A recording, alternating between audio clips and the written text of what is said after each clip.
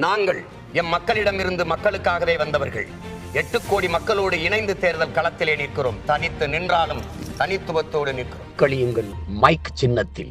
இசைமதி வலையொலியை பார்த்து கொண்டிருக்கிற அனைத்து உறவுகளுக்கும் வணக்கம். நான் உங்கள் இசைமதி வாணன். இன்னைக்கு நம்ம காணொலியில் எதை பற்றி பேச இருக்கோம் அப்படிங்கிறத தாண்டி நான் அணிஞ்சிருக்க இந்த உடையே உங்களுக்கு அது என்ன பேச போகிறேன் அப்படின்னு தெரிஞ்சுன்னு நினைக்கிறேன். ஆமாம், நாம் தமிழர் கட்சியோட தலைமை ஒருங்கிணைப்பாளர் சீமான் அவருடைய வீடு முற்றுகையிடப்படுகிறது. அந்த முற்றுகைக்கு தான் ஆள் திரட்டுற பணியில் பெரியார் அமைப்புகள் ஈடுபடுவதாக எங்கள் பகுதி வரைக்கும் செய்தி வந்தது. ஏன்னா கிட்டத்தட்ட 32 அமைப்புன்னு சொல்லியிருந்தாங்க இல்லையா. அப்போ ஒரு குறைஞ்சபட்சம் ஒரு அமைப்புக்கு ஒரு 50 பேர் போனால் கூட எவ்வளோ பேர் தேவைப்படும் அப்படிங்கிறனால எப்படியாவது ரெடி பண்ணிட்டு வாங்க. பிரியாணிலாம் போடுறாங்க. பிரியாணி முற்றுகிட போகிறவங்களுக்கு போடுறாங்களா இல்லை முற்றுகிடவங்களை தடுக்க வந்தவங்களுக்கு போடுறாங்களா, அது வேறு கன்ஃபியூஸ் ஆயிடுச்சு. ஆனால் நான் சீமான் சொன்னாங்க, வந்தால் கூட எங்கள் வீட்டில் வந்து சாப்பிட்டு போகலாம் அப்படின்னு தான் சொல்லியிருந்தாங்க. அதை நம்பி தான் அப்படிலாம் தயாராக இருந்தோம். ஆனால் நடந்தது என்ன அப்படிங்கிறத நம்ம இந்த காணொலியில் பார்க்கலாம். வாங்க உள்ள போகலாம். நாம் தமிழர் கட்சியோட தலைமை ஒருங்கிணைப்பாளர் செந்தமிழன் சீமான் பெரியாரை பற்றிய பெரியார் அவர்கள் இந்த இனத்திற்கும் இந்த மொழிக்கும் எதிராக இந்த பண்பாட்டிற்கும் எதிராக பேசிய விஷயங்களை சமீப காலமாக மேடையில் பகிரங்கமாக பேசிட்டு வராங்க. காரணம், திராவிடம் என்கிற போர்வையில் இந்த இன்றைக்கு இருக்கக்கூடிய தலைவர்கள், இதற்கு முன்னாடி ஆண்ட தலைவர்கள்லாம் இந்த மண்ணை சாராத, இந்த மொழியை சாராத, இந்த மொழி மாற்று மொழியை தலைமையாக கொண்டவர், மாற்று மொழியை அவருடைய பூர்வீகமாக கொண்டவங்களெல்லாம் இந்த மக்களை எப்படி அடிமையாக்க ஆண்டிருக்காங்க அப்படிங்கிறத உணர்த்தி முதல்ல விடுவிக்கணும். அப்படின்னாலே முதல்ல திராவிடத்தை இந்த மண்ணிலிருந்து வேரடி மண்ணோட அகற்ற வேண்டிய அவசியம் இருக்கிறது. அதற்கு திராவிடத்தோட அடையாளமாக இருக்கக்கூடிய ஈவே ராமசாமி அவர்களைத்தான் முதலில் அவருடைய உண்மை முகம் என்ன அப்படிங்கிறத அவர் இந்த மண்ணுக்கு எதிராக, மக்களுக்கு எதிராக, அந்த மொழிக்கு எதிராக, நம்மளுடைய பண்பாடு விடுதலைக்கு எதிராக என்னெல்லாம் பேசியிருக்காங்க அப்படிங்கிறத பேச வேண்டிய அவசியம் இருக்கிறது என்பதை உணர்ந்த அண்ணன் சீமான் அவர்கள் அதை ரொம்ப துணிச்சலா வெளிப்படையா பத்திரிகையாளர் சந்திப்பார்களாம், பொதுக்கூட்டங்களா இருக்கான் பேசிட்டே வர்றாங்க. இப்போ கிட்டத்தட்ட 50 ஆண்டு காலமா ஒரு முகமா, திராவிட முகமா வைத்திருக்கக்கூடிய ஈவே ராமசாமி அவருடைய முகம் உடைபடுவதை விரும்பாம, அப்படி முகம் உடைந்தால் இங்க திராவிட அரசியலா தமிழ் தேசிய அரசியலா அப்படிங்கிற ஒரு கருத்தியல் வந்துருச்சுன்னா தமிழர்கள் தான் அந்த நாட்டை ஆளுன்னு சொல்லக்கூடிய தமிழ் தேசிய அரசியல் தலை தோங்குவதற்கான இல்லை எழுச்சி பெறுவதற்கான ஒரு வாய்ப்பு உருவாகிறோம். 50 வருஷமா யாருமே செய்ய முடியாத, இல்லை யாராலும் உண்டாக்க முடியாத ஒன்னை சீமான், நேற்று வந்த சீமான் உருவாக்கி விடுவதா? அப்ப அவர்கிட்ட அதை காப்பாற்றணும். திராவிட சித்தாந்தம் சொல்லக்கூடிய அந்த திராவிட அடையாளம் இருக்கக்கூடிய இவை ராமசாமி அவர்களை போற்றி கொண்டாடணும். அதுதான் அடையாளம், தமிழ்நாட்டோட அடையாளம் அப்படின்னு காட்டி ஆகணும். அப்படிங்கிறதுக்காக பெரியாரி அமைப்புகள் என்கிற போர்வையில் மே 17 இயக்கத்தோட ஒருங்கிணைப்பாளர் திருமுருகன் தலைமையில், இன்னும் சொல்ல போனா கோவை கு ராமகிருஷ்ணன், அண்ணன் கொளத்தூர்மணி, அண்ணன் சுபவீரபாண்டி, இப்படி நிறைய தலைவர்கள், இன்னும் 32 அமைப்புகளோட தலைவர், 32 பேரை நம்மளால சொல்ல முடியாது, 32 அமைப்புகளோட தலைவர்கள்லாம் ஒன்று சேர்ந்து அவங்க அமைப்பில் இருக்கவங்களாம் திரட்டி வந்து அண்ணன் சீமான் அவரோட வீட்டை இந்த 22, அதாவது இன்னைக்கு காலையில 10:30 மணிக்கு முற்றுகிடுவோம் அப்படின்னு சொல்லியிருந்தாங்க. இது மிகப்பெரிய பேசு பொருளா மாறி இருந்தது. அண்ணன் சீமான் அதை பற்றி ஒரு பெருசாவே நினைக்கவே இல்லை. அவர் மேல இந்த முற்றுகைக்கு முன்னாடி கூட என்னெல்லாம் சொல்லிட்டாங்க அப்படின்னு பாத்தீங்கன்னா, பெரியாரை பற்றி ஈவே ராமசாமி அவர்களை பற்றி பேசியதுனாலே, சீமான் பேசுறதுனாலே 15 ஆண்டுகளா இணையதளங்களை உலாவி வந்த சீமான் அவர்களும் அண்ணன் தலைவர் பிரபாகரன் அவர்களும் இணைந்து எடுத்துக்கொண்ட புகைப்படமே பொய்யானது அப்படின்னு சொன்னாங்க. ஏற்கனவே என்ன சொல்லி பார்த்தாங்க, சீமான் அவர்கள் தமிழ் தேசிய அரசியலை பேசுறாரு, திமுக எதிராக அரசியல் பண்றாரு அப்படின்னு தெரிஞ்ச உடனே அவர் பிரபாகரனை சந்திக்கவே இல்லை அப்படின்னு முதல்ல சொன்னாங்க. அதுக்கப்புறம் பிரபாகரனை சந்திப்பதற்கு 2 நிமிடங்கள் மட்டுமே வழங்கப்பட்டது அப்படின்னாங்க. இல்ல அவர் 4 நிமிடம் 6 நிமிடம் தான் உள்ள இருந்தாரு, அவர் பிரபாகரன்ல புகைப்படம் எடுப்பதற்கான வாய்ப்பெல்லாம் இல்லை அப்படின்னாங்க. இல்ல 2 நிமிஷம் பார்த்துட்டு ஒரு புகைப்படம் எடுத்துட்டு மட்டும் அனுப்பிட்டாங்கன்னு சொல்லி அவங்க மனநிலைக்கு ஏற்றவாறு சீமானவர்களும் அந்த தலைவர் பிரபாகரனுடைய சந்திப்பை எவ்வளவு தூரம் இழிவுபடுத்தி பேச முடியுமோ அப்படிலாம் பேசிக்கிட்டு அவர் பொய்யா பேசிட்டு இருக்காரு. ஆமக்கரிதின்னு சொல்றாரு, AK-74 கையாண்டன் சொல்றாரு, பிரபாகரன் அவர்கள் சொல்லிதான் இங்க கட்சி ஆரம்பிச்சேன்னு சொல்லி தமிழ் உணர்வாளர் தமிழர்களை ஏமாற்றாரு சீமான் அப்படின்லாம் சொல்லியிருந்தாங்க. அதற்கு ஒவ்வொரு காலகட்டங்களிலேயும் அதற்கான பதில் வந்து கொண்டே இருந்தது. எப்படின்னா, அங்க ஈழத்திற்கு போன திரைப்படம் எடுப்பதற்காக போன இயக்குனர் ஒருத்தர் அதற்கான நெத்தியடியா பதில சொல்லியிருந்தார். நான் இருக்கிற போதா அந்த திரைப்படம் எடுக்க போன போதுதான் அண்ணன் சீமான் அவர்கள் வந்திருந்தாங்க. கிட்டத்தட்ட 1 மாத காலம் நான் பார்க்கவே இருந்தாங்க. அதுல 2-3 தடவை தலைவரை சந்திப்பதற்கான அழைப்பு அவர்கள் போயிருந்தாங்க. புலிகள், அதாவது படைகளுக்கான பயிற்சி கொடுப்பதற்காக கூட பேசுறதுக்காக கூட ஒவ்வொரு இடத்துலையும் சீமான் போய் சந்திக்க வேண்டியது. அப்போ சீமான் அவர்களை யாரெல்லாம் கூட்டு போனது அப்படிங்கிற விஷயங்கள்லாம் அவங்க சொல்லியிருந்தாங்க. அப்புறம் கொஞ்ச நாள் அதை ஆற போட்டிருந்தாங்க. அதுக்கப்புறம் அவரோடு இருந்தவர்கள் பேட்டி கொடுத்திருந்தாங்க. இல்ல இந்த காலகட்டத்தில் வந்தாங்க, இதுக்கு முன்னாடி போன திரைத்துறைக்காரங்களோ மற்ற தலைவர்கள் எல்லாருமே நல்ல சூழல்ல போனாங்க. ஆனா போர் தொடங்கி இக்கட்டான சூழல் தான் அண்ணன் சீமான் அந்த இடத்துக்கு வந்துட்டு போனாங்க அப்படிங்கிறத பற்றிலாம் நிறைய தகவல்கள் வெளியே வந்துட்டே இருந்த போதும் கூட ஒவ்வொரு காலகட்டமா அதை ஒரு பொய்யா சொல்லிட்டே இருந்தாங்க. இன்னும் சொல்ல போனா 2009 மே 18 நடந்த அவ்வளவு பெரிய இனப்படுகொலையோட கடைசி கோர காலகட்டங்கள் கூட விடுதலை புலிகள் அமைப்பின் தலைவராக, ஒரு விடுதலை புலிகள் கடற்புலிகளின் தளபதியாக இருந்த அண்ணன் சூசை அவர்கள் சொன்ன ஒரு ஆடியோ, அது அவர்கள் பேச்சில் வந்த ஒரு குரல் பதிவு கூட மிகப்பெரிய அளவில் பேச பொருளாக மாறிச்சு. அதில் கூட அண்ணன் சீமான்கிட்ட சொல்லுங்க, சீமான் சார்கிட்ட சொல்லுங்க, அதை தான் இந்த அடுத்த கட்ட நடவடிக்கை கொண்டு போக முடியும் அப்படிங்கிற அளவு சொல்லியிருந்தாங்க. இவங்க சொன்ன 2 நிமிஷத்தில், இவங்க சொன்ன 4 நிமிஷத்தில், இவங்க சொன்ன தலைவரை பார்க்காம, இவங்க சொன்ன தலைவரோடு புகைப்படம் எடுக்காத சீமான்கிட்ட சொல்லுங்கன்னு சொல்லி தலைவர் பிரபாகரனுக்கு அடுத்தபடியாக இருக்கக்கூடிய இடத்துல இருக்கக்கூடிய ஒரு கடல் புலிகளின் தளபதியாக இருந்த சூசை அவர்கள் ஏன் சொன்னார் அப்படிங்கிற கேள்வி கூட இன்றைய வரைக்கும் விடை சொல்ல முடியாமல் இருந்தது. இப்படி திராவிட முன்னேற்ற கழகத்தை அண்ணன் சீமான் அவர்கள் எதிர்த்தார் என்பதற்காகவே சீமான் அவர்கள் மீது எவ்வளவோ ஏச்சு பச்சு, நான் சொல்லாதெல்லாம் நிறைய இருக்குது. பெண் பலியா இருக்கலாம், காசு பறிக்கிறதா இருக்கலாம், அப்படி நிறைய ஏற்கனவே சொன்ன மாதிரி ஆமகரியெல்லாம் ஒரு சாதாரண விஷயம் அங்க அப்படிங்கிறது நிரூபிச்சாங்க. AK-74 இந்த நாட்டில் வேணா இல்லாம இருக்கலாம், ஈழத்தில் இருந்தது. அதை ஒரு கரும்புலியே அண்ணன் சீமானுக்கு பயிற்சி கொடுத்தார் அப்படிங்கிற புகைப்படங்கள்லாம் வெளியே வந்து இப்படி ஒவ்வொரு முறையும் அவர்கள் சொல்வதெல்லாம் போய் நிரூபிக்கப்பட்டது. இந்த நேரத்தில் ஈவே ராமசாமி அவர்கள் பேசிய பேச்சு ரொம்ப பேசு பொருளா மாறி, ஆகா அடிமடியிலே கைவசம் அப்படின்னு சொல்லுவாங்கல்ல, அந்த அளவுக்கு அண்ணன் சீமான் அவர்கள் பேசிய பேச்சு மிகப்பெரிய கலவரத்தை தூண்டி விட்டுருச்சு. யார் மத்தியில்? பெரியாரிய உணர்வாளர்கள் மத்தியில், அதாவது ஈவே ராமசாமியோட அந்த அடிவரடிகள் மத்தியில் தான் அந்த சிக்கல் உண்டாச்சு. மற்றபடி சமூகத்திலேயோ மக்களிடத்திலேயோ பெரிய தாக்கத்தெல்லாம் அது வந்து ஒன்றும் சிக்கலே கிடையாது. இங்க எங்களுக்கு ஈவே ராமசாமி இல்லைன்னா நாங்கள் ஒண்ணுமே இல்லை அப்படின்லாம் யாரும் எந்திரிச்சு வரல. ஆனால் திராவிட முன்னேற்ற கழகத்தோட அந்த அரசியலே ஆட்டம் கண்டு விடுமோ. ஏன்னா ஈரோடு கிழக்கு இடைத்தேர்தலில் இன்னைக்கு திமுகவும் நாம் தமிழர் தான் நேருக்கு நேர் போட்டிடுறாங்க. அண்ணன் சீமான் அவர்கள் அதை சொல்றேன், நீங்க பெரியார்னு சொல்றீங்க இல்லையா, அவரோட கொள்கையில பேசிட்டு வாங்க, நான் தலைவர் பிரபாகரன் கொள்கையை பேசிட்டு வரேன். நீங்க திராவிடம் சொல்லுங்க, நான் தமிழன் சொல்றேன். நீங்க யார் வேணாலும் ஆளலாம்னு சொல்லுங்க, நான் தமிழை மட்டும் தான் ஆளணும்னு சொல்றேன். மக்கள் முடிவு செஞ்சு ஓட்டு போடட்டும். நீங்கள் எடுத்துக்காட்டீங்க அந்த மாதிரி பெரியாரிய கொள்கையை சொல்லி ஓட்டுக்கு தயாரா இருக்கீங்களா? காசு கொடுக்காம முதல்ல ஓட்டுக்கு தயாரா இருக்கலாம் அப்படின்னு சொல்லி மிகப்பெரிய ஒரு வாழ்வீச்சு போல அவருடைய வார்த்தைகள் வெளியே வந்துகிட்டே இருந்தது. இதெல்லாம் சகிச்சுக்க முடியாம திருமுருகன் தலைமையில 32 அமைப்புகள் கூடி இன்னைக்கு வீடு முற்றுகை அப்படின்னு சொல்லுவாங்க. உண்மையிலேயே நீங்க நல்லா சிந்திச்சு பாருங்க, இந்த பெரியாரி அமைப்புகள் உணர்வாளர்கள் என்று சொல்லக்கூடிய இவர்கள் சீமான் அவர்கள் சொல்வது பொய், பெரியாரை பற்றி இவர்கள் சொல்கிற ஈவே ராமசாமியை பற்றி சீமான் அவர்கள் சொன்னது பொய் அப்படின்னா அவர் என்ன செஞ்சிருக்கணும்? இதுல இருக்கக்கூடிய கருத்து பொய். பாத்தீங்களா, இவங்க ஈவே ராமசாமி இப்படி பேசல, இந்த பாருங்க இந்த காணொலி இருந்தா இருக்கு, இந்த பாருங்க புத்தகம் இருந்தா இருக்கு, இந்த பாருங்க அவர் பேசின பேச்சு இருக்குது, இவர் இப்படி எல்லாம் செய்யல அப்படின்னு தானே சொல்லியிருக்கணும். அதை நிரூபிக்காம சீமான் அவர்கள் பேசிய பேச்சுக்கு ஆதாரம் இருக்கா அப்படின்னு அண்ணன் சீமான் அவர்கள் வெளிப்படையா சொல்லிட்டாரு. என்னடா ஆதாரத்தை கேட்டுட்டு வரீங்க? ஆதாரம்லாம் உங்களோட தானே இருக்குது, சேதாரம் தானே எங்களுக்கு வந்து சேர்ந்துருக்கு. நீங்க ஆதாரத்தை முழுசா கொடுத்தாதானே நாங்களே சொல்ல முடியும். ஆதாரத்தை கண்டிப்பா உங்கள்ட்ட தான் இருக்குது. எப்படி இருக்குன்னா, பெரியாருடைய பேச்சுக்கள் எல்லாம் உங்க கையில ஒளிச்சு வச்சிருக்கீங்க இல்லையா, அங்க தீக்க திராவிட கழகத்துல ஒளிச்சு வச்சிருக்கீங்களா, அந்த நூல்கள் எல்லாம் அவருடைய பேச்சுக்கள் எல்லாம் ஒளிவலை எல்லா புத்தகங்கள் எல்லாம் வெளியிடுங்க, நாட்டுடைமை ஆக்குங்க. இன்னைக்கு 50 ஆண்டுகால திராவிட அரசியல் உங்களோட தலைமை பெரியார் சொல்லி உங்களோட பிம்பம் பெரியார் தானே. இன்னைக்கு யார நூல் எல்லாம் பெரிய நாட்டுடைமை ஆகிறீங்க, அதை ஆக்கிட்டீங்கன்னா அது நான் பேசுறது உண்மையா இல்லைன்னு தெரிஞ்சிட போகுது அப்படின்னு சொல்லிட்டாரு. ஆனா அதை பற்றி இன்னை வரைக்கும் வாய்ஸ் நீ ஆதாரத்தை கொடுக்கணும் சும்மா வாய்ஸ் அவடால் பண்ணிட்டு இருக்காரு அப்படின்னு பேசினேன். இந்த 32 அமைப்புகளும் இன்றைக்கு சீமானவருடைய இல்லம் இருக்கக்கூடிய அந்த நீலாங்கரை பகுதிக்கு வந்து 10:30 மணிக்கு வரேன்னு சொல்லியிருந்தாங்க. ஆனா காலையில 7 மணிலேருந்தே நாம் தமிழர் பிள்ளைகள் தான் அண்ணன் வீட்டை சுற்றி நிறைய பேர் கிட்டத்தட்ட ஒரு 300 பேருக்கு மேல வந்துட்டாங்க. அப்போ எங்கடா இவங்களை காணும் பார்த்தா காவல்துறை வந்து நாம் தமிழர் பிள்ளைகள் தான் கெஞ்சுறாங்க, நீங்க இங்கிட்டு வர வேண்டாம், வந்துடாதீங்க, தேவையில்லாம பிரச்சனை ஆயிருப்போது, வந்துடாதீங்க, நாங்க அவங்கள சமாளிச்சுக்கிறோம், அதில் நாங்க அப்படியே அவங்கள கூட்டு போயிடும் அப்படிங்கிற மாதிரி சொல்லி இங்க நாம் தமிழர் பிள்ளைகளை ஒரு அளவு இருக்க வச்சு உட்கார வச்சு இங்க அண்ணனோட இதுல உட்கார வச்சா. ஆனா அண்ணன் காலில் எஞ்சோடனே அவர் உடற்பயிற்சி கிளம்பிட்டாரு.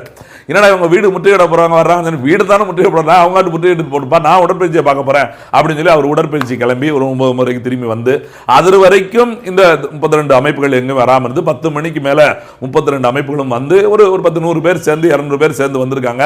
ஆனா தொலைக்காட்சிகள் அவங்க வழக்கம் போல சொல்ற மாதிரி 500 பேர் திரண்டாருனாங்க. சரி 500 பேர் அப்படின்னா கூட 32 அமைப்புல 500 பேர்னா ஒரு அமைப்புக்கு 15-16 பேர் வந்தாங்க 500 பேர். அப்ப அமைப்புக்கு 20 பேர் கூட இல்லாத அமைப்பு. அப்ப இவங்களுக்கெல்லாம் யார் செலவழிக்கா? இவங்களுக்கெல்லாம் யார் இந்த செலவுக்கான பணத்தை கொடுப்பது அப்படின்னு பார்த்தா இங்க ஆட்சியில் இருக்கிற திமுக தான். இவங்க தான். ஏன்னா நேரடியா சீமான் நம்ம எதிரி, சீமானை பத்தி பேசிட்டோம்னா அவர் வளர்ந்துருவார் அப்படின்னு ஒரு கருத்தியலை ஏற்கனவே சுபவி சொல்லி வச்சாரு பாருங்க. அதனால அங்க அமைதியா இருந்துகிட்டு வாயை மூடிக்கிட்டு ஸ்டாலின் அவர்கள் என்ன பண்றாங்க, இந்த மாதிரி திருமுருகன் காந்தி மாதிரி இந்த அமைப்புகள்ல இந்த தமிழ் புலிகள் திருவள்ளுவன், நாகை திருவள்ளுவன், அண்ணன் சுபவி, குளத்துருமணி, ராமகிருஷ்ணன் இப்படியான ஆட்கள் மூலமா தொடச்சு விட்டு சீமானை பற்றி அப்படி பேசுங்க இப்படி பேசுங்க, அது தப்புன்னு சொல்லுங்க இது தப்புன்னு சொல்லுங்க அப்படி வந்து திருமுருகன் பேசிட்டு இருக்காரு. அவர் வாய்ஸ் விடால் விட ஆதாரத்தை காட்ட முடிஞ்சு அவர் தான் சொல்லிட்டாரு. ஆதாரத்தை நீ எங்க போட்டிருக்க, வழக்கு தொடுத்திருக்க நீதிமன்றத்தில், வா அங்க வந்து காட்டுக்கிறேன்னா வந்து பாத்துக்கிற வேண்டியதானே, அதெல்லாம் அங்க காட்டக்கூடாது. அப்படி நீதிமன்றத்தில் இருப்பா எதற்கு பத்திரிகையாளரை சந்திக்க வேண்டும், எதற்கு பொது மேடையில் பேச வேண்டும்? சீமான் அவர்கள் 15 ஆண்டுகள் அந்த அரசியல் என்ன சாதிச்சாரு, அவர் பத்திரிகையாளர் சந்திச்ச தவிர என்ன இருக்கு அப்படின்னு அதே தான் நாங்க கேட்கிறோம். ஒரு மனசாட்சி படி பேசுவோமா திருமுருகனே? நினைச்சு பாருங்க. பத்திரிகையாளர் சந்திச்சு சீமான் பத்திரிகையாளர் மட்டும்தான் சந்திக்கான்னு சொல்றீங்களே, உங்க முதலமைச்சர் உங்களோட தலைமையா இருக்கக்கூடிய திராவிட முதலமைச்சர் ஸ்டாலின் பத்திரிகையாளர் எத்தனை முறை சந்திச்சிருக்காரு? பத்திரிகையாளர்கிட்ட எத்தனை முறை பேசியிருக்காரு? இல்ல தனித்துவமா அவரால் பேச எழுதி கொடுத்ததை ஒழுங்கா பேசியிருக்காரா? எழுதி கொடுத்ததை சரியா பேசுற நினைச்சு பாருங்க. ஒண்ணு இல்ல, புதிய கல்விக் கொள்கை வந்து இங்க வந்து கொண்டு வரப்படாது அப்படின்னு சொல்லணும், கொண்டு வரப்படுன்னு சொல்லிட்டாரு. அப்புறம் போய் 2 பேர் போய் சொன்னதுக்கு அப்புறம் மன்னிச்சிருங்க கொண்டு வரப்படாது அப்படி. உண்மையிலே அந்த புதிய கொள்கைகள் நமக்கு வேணுமா வேண்டாமா ஒரு மனசுல சேர்ந்திருந்தா அங்க கொண்டு வரப்படும் எழுதியிருந்தா கூட இவர் வாயில படாதுன்னு வரணும்ல. அப்ப என்னத்தை பேசுறோம் எதை பேச போறோம் என்ன கொள்கை எதுவுமே தெரியாம இருக்க ஒரு ஆளை வச்சுக்கிட்டு ஒரு முதலமைச்சர் அவர் பத்திரிகையாளரை சந்திச்சு கேட்கிற கேள்விக்கு பதில் சொல்ல முடியல தானே. அப்படிப்பட்ட ஆளை வச்சுக்கிட்டு இவர் எங்க ஆளு எங்க அண்ணன் சீமா எப்பவுமே பத்திரிகையாளர் முடிச்சு கேள்வி எல்லாம் முடிச்சு வேற எதை கேள்வி வேற உங்களுக்கு எல்லாம் முடிஞ்சா ஒன்றும் பிரச்சனை இல்லை, வேற எதுவும் கேள்வி இருக்கா தம்பி போட்டுமா அப்படின்னு கேட்டு போற ஒரே ஒரு அரசியல் தலைவன் சீமான் மட்டும்தான் அந்த மண்ணில். பத்திரிகையாளர் என்ன கேள்வினாலும் கேட்க முடியும், ஒவ்வொருத்தரா கேள்விக்கு பதில் சொல்றேன் அப்படின்னு நிற்கக்கூடிய அரசியல்வாதி சீமான் அவர்கள் மட்டும்தான். அதை வந்துகிட்டு நீ பத்திரிகையில் எப்படி பேசலாம்னா ஆட்சி அதிகாரம் முழுக்க திமுக இருக்கிற மாணவனை அடித்தால் மீனவனை அடிப்பேன்னு சொன்னார். எத்தனை பேர் அடிச்சிட்டாரு? இது ஆட்சி அதிகாரம் தான் திமுக உட்காந்துருக்கு, அதிமுக உட்காந்துருச்சுல, ஏன் அவங்கள வச்சு தூக்கி உள்ள விட வேண்டியதானே? அப்படி ஒருத்தர் அடிச்சுட்டா விட்டுருவீங்களா? பெரியார் பேசின பேச்சை சொல்லி காட்டினதுக்கே இன்னைக்கு உள்ள உடனே அவனை கைது பண்ணணும்னு சொல்லிட்டு இருக்கீங்க சீமான் அவர்களை. நினைச்சு பாருங்க. பெரியார் பேசுனது பேசாத ஒண்ணு சொல்லல, அவர் பேசுறாரு தமிழ் மொழி காட்டு மிராண்டி மொழி, தமிழ் மொழியை காக்க வேண்டும், தமிழ் மொழியை மீட்க வேண்டும் என்று இந்திக்கு எதிராக போராடுறவங்க எல்லாம் தீய வச்சு கொளுத்தணும். இன்னும் சொல்ல போனா தமிழர்கள் நாங்கள் தமிழர்கள் தமிழுக்காக போராடுவோம் தமிழுக்காக உயிரை கொடுப்போம் சொல்றவங்க எல்லாருமே மாற்று மொழி பேசக்கூடியவர்களுக்கு எதிரானவர்கள் அப்படின்னு பேசுறாரு. அப்ப நீங்க என்ன சொல்றீங்க? இந்த மாதிரி எங்க மொழியை பேசக்கூடிய இனத்தினையும் மிகப்பெரிய கேவலப்படுத்தி கொச்சப்படுத்தி பேசின அந்த பெரியார் பேசின பேச்ச திருப்பி சொல்லி காட்டினதுக்கே அவரை தூக்கி உள்ள போடுன்னு சொல்றீங்களே, மாணவன் அடிச்சிருந்தா விட்டுருவீங்களா எங்களை? இன்னைக்கு அருண் ஐபிஎஸ் வச்சு இது பிரிவினை ஐபிஎஸ் மீட்டிங்ல பேச விட்டீங்களா, அது உங்க வேலை தான் எங்களுக்கு தெரியாதா? அப்ப உங்களோட ஜால்ரா என்ன பண்ணிருக்கணும்? உங்க ஜால்ரா உங்க தலைமை என்ன சொல்லுதோ திமுக என்ன சொல்லுதோ அதை செய்யறதான வேலை. நான் கேட்கிறேன், அண்ணன் சீமான் இன்னைக்கு இந்த பேசுறது அவர் மட்டுமா பேசுறாரு? இதே எச் ராஜா மறுமலர்ச்சி திராவிட முன்னேற்ற கழகம் பாரதிய ஜனதா கட்சி கூட்டணியில் இருக்கும் போது பக்கத்துல வைகோ உட்கார்ந்து இருக்கும் போதே எச் ராஜா இதே தான் சொன்னாரு. இந்த உடலுறவை பற்றி பேசுகிற போது பெண்களை எப்படி காம போதையாக பயன்படுத்தலாம், பெண்கள் எப்படி எல்லாம் இருக்கலாம், பெண்கள் எப்படி சுதந்திரமா இருக்கலாம், ஆண்களை எப்படி பார்க்கலாம் அப்படிங்கிறத பற்றி பெரியார் இப்படி சொல்லியிருக்காரு. வெளிப்படையா அண்ணன் சீமான் பேசுனதோட கேவலமா பேசிட்டாரு எச் ராஜா. பக்கத்தில் இருந்தது யாரு? உங்க குருநாதர் தாயா. ஒரு படத்துல வடிவேல் ஒரு படத்துல குருநாதா வாயா வாயா வாயா வான்னு சொல்லிட்டு சாணியும் அதையும் கலந்து அடிப்பாங்க பாருங்க, அது மாதிரி உங்க ஆள் தான் பக்கத்துல வச்சு மூஞ்சில அடிச்சு விட்டாங்க. நீங்க அவனோட அடிவெடி தானே, வைகோட அடிவெடி தானே நீங்க மே 17 திருமுருகன். ஏன் அன்னைக்கு வைகோ வாய மூடிட்டு இருந்தாரு, எங்க போனீங்க போராட்டம் நடத்த வேண்டியதானே? சரி ஒன்னும் இல்லைங்க, பெரியார சொல்லிட்டாருன்னு சொல்லி இன்னைக்கு வந்து சீமான் வீட்டுக்கு முற்றுகையிடுன்னு வர்றீங்களா? அந்த 32 அமைப்பு நான் கேட்கிறேன். அண்ணா பல்கலைக்கழகத்தில் அந்த மாணவி பாலியல் வன்முறைக்கு உட்படுத்தப்பட்டான்னு அது எவ்வளவு பெரிய சிக்கலா பேசு பொருளா மாறிச்சு. யார் அந்த சாருங்க இருக்கிற அளவுக்கு போச்சுல்ல, நீங்க அதுக்காக போராட்டம் நடத்துறீங்களா? அரசாங்கம் நடவடிக்கை எடுத்துருக்கட்டுமே, போராட்டம் நீங்க நடத்திருக்கணும்ல, அதுதானே பேசு பொருளா இருந்திருக்கணும். அதுக்காக நீங்க பண்ணிட்டீங்களா? இல்ல இந்த நாட்டில் வேற எந்த சிக்கல வேங்கவை எல்லாம் மலம் கலக்கப்பட்டு 3 வருடம் ஆகிறது, இன்னை வரைக்கும் அந்த மலத்தை கலந்து தண்ணியில குடி தண்ணியில மலத்தை கலந்தது யாரும் தெரியல. போராட்டம் நடத்திருக்கீங்களா?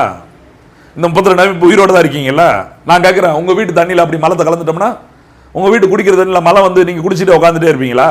ஸ்டாலின் தண்ணி தானே விட்டாரு, அது மழை வந்த அண்ணன் மயிர் வந்த அண்ணன் அப்படின்னு உட்காந்துருவீங்களா? இல்ல.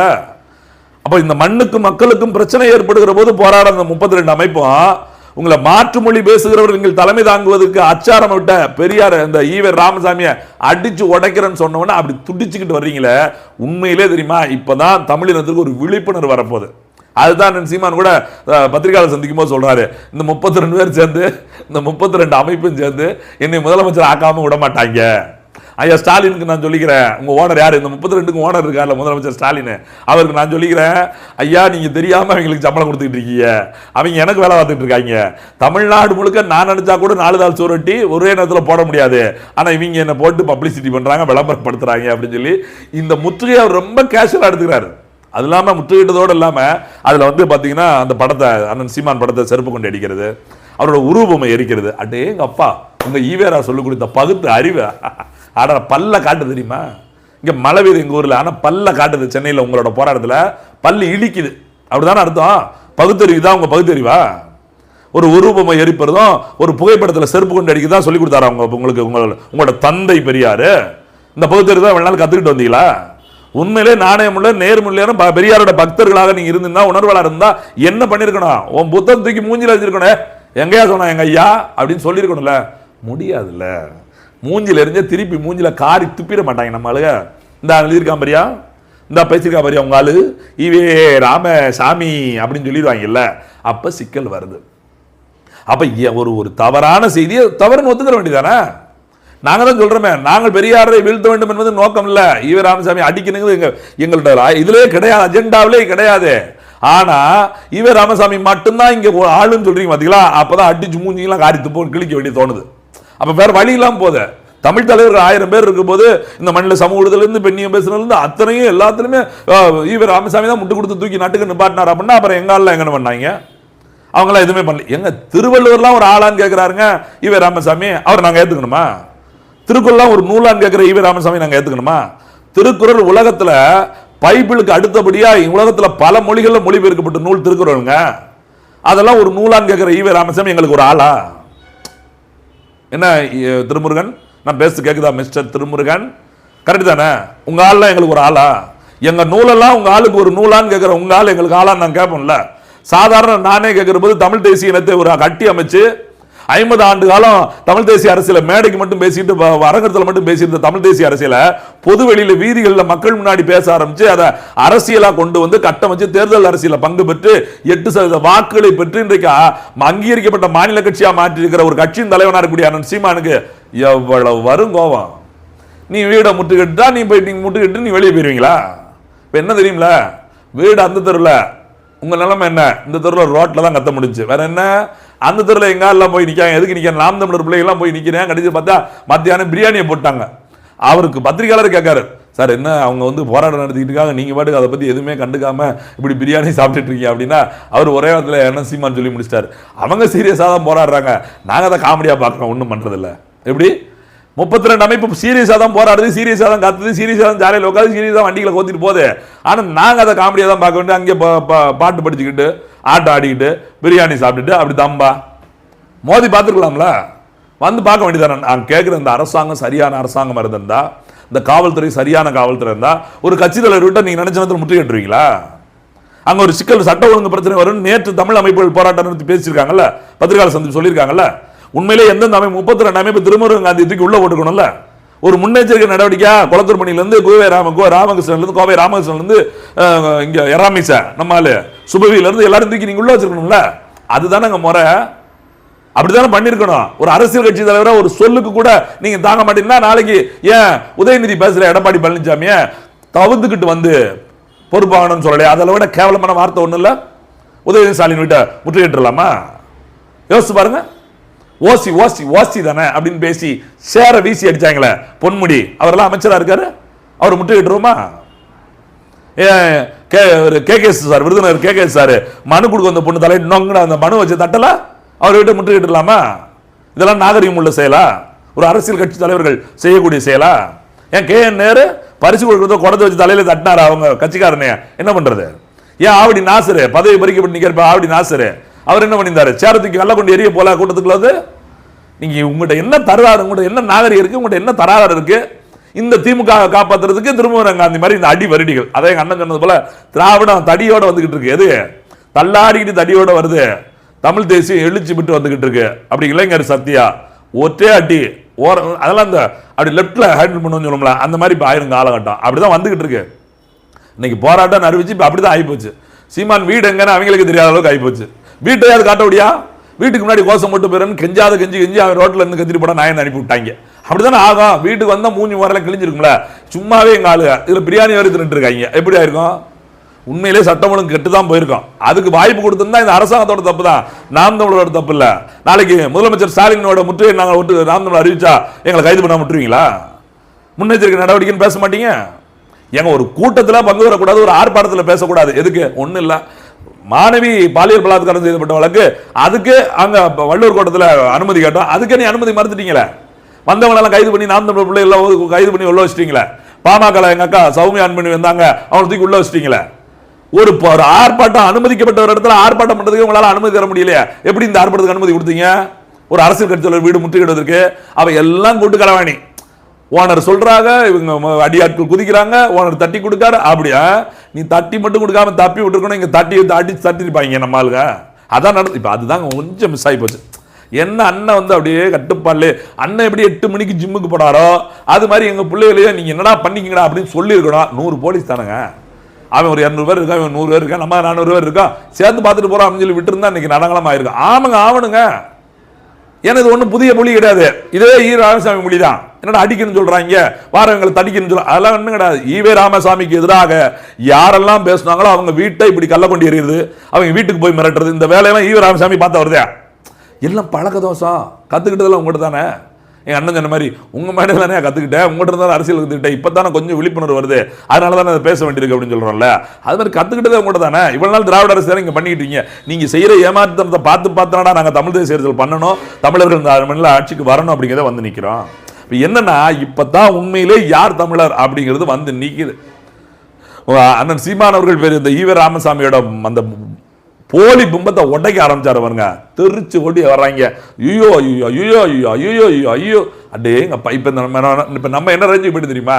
அது என்ன படம், ஒரு படத்துல மன்ன நடிகர் சூர்யா, எஸ்.ஏ. சூர்யா நடிச்சிருப்பாரு. அப்படியே சாவு ஓலம் கேட்கும் போது அப்படியே காதுல கையை வச்சுட்டு அடாடா அப்படியே ரசிப்பார் பாருங்க. அந்த நிலைக்கு நான்லாம் வந்துட்டேன். அடா அடா அடா, எத்தனை வீட்டுல சாவு ஓலம் கேட்கும் போது இந்த திராவிடம் சந்தோஷப்பட்டிருக்கோம். இதே எங்க பிள்ளைங்க அங்க அத்தனை பேர் சத்து வழும் போது ஒரு இடத்தில் மங்கள சாவு மேளம் கேட்டா எங்க வீட்டுல மங்கள ஓசை கேட்கும் ஒரு தூரில் அப்படின்னு சொன்ன வாய் தானே. இன்னைக்கு அப்படியே கதறீங்க பாருங்க. சீமான நாங்க அப்படி பண்ணிடுவோம், அழிச்சிருவோம், ஒண்ணு இல்லாம செஞ்சிருவோம், ஒரு மாத்திருவோம். அடா அடா அடா, எங்கடா போனீங்க வல்லாடா, எங்கடா இருந்தீங்க? பின்னாடி பேக்ரவுண்ட்ல மியூசிக் வாசிச்சுட்டு இருந்தீங்களா? இந்த ஒரு இதில் லாலே லாலா இப்பதான் வாசிக்கிறாங்க. இவன் நாள் தமிழ் இனத்துக்கு வாசிச்சாங்கல்ல, இப்ப தமிழை வாசிக்கா எவன்லாம் தமிழினத்துக்கு எதிரானவன் அப்படிங்கிறத இப்ப பிம்பங்கள்லாம் வெளியே வர இந்த போர் உண்மையிலே இந்த முன்னெடுப்பை சீமான் செய்த இந்த ஈவே ராமசாமி அவருடைய உண்மை முகம், அதாவது போலி பிம்பங்களோட உண்மை முகம், இவர்கள் கட்டிய போலி பிம்பத்தை உடைக்கிற இந்த முயற்சி தொடர்ச்சியா வெற்றி பெறணும். அது ஈரோடு கிழக்கு இடைத்தேர்தலும் எதிரொலிக்கணும். தமிழமா திராவிடமா, திராவிட தேசியமா தமிழ் தேசியமா, இவர்கள் சொல்ற ஈவே ராமசாமியின் கருத்துக்களா தலைவர் பிரபாகரின் கருத்துக்களா அப்படிங்கிற நேருக்கு நேரான போட்டி ஈரோடு கிழக்கில் இருக்குது. இதற்கான பதில்ல அந்த எந்த பிரச்சனை பேசிட்டு இருக்கோமோ ஈவே ராமசாமி பத்தி, அவர் பிறந்த ஊர்லயே ஒரு தேர்தல், அங்கேயே முடிவு மக்கள் சொல்ல போறாங்க. அப்ப தெரியும் இந்த மண்ணை ஆள வேண்டியது தமிழ் தேசியமா திராவிட தேசியமா அப்படிங்கிறது. நன்றி, வணக்கம்.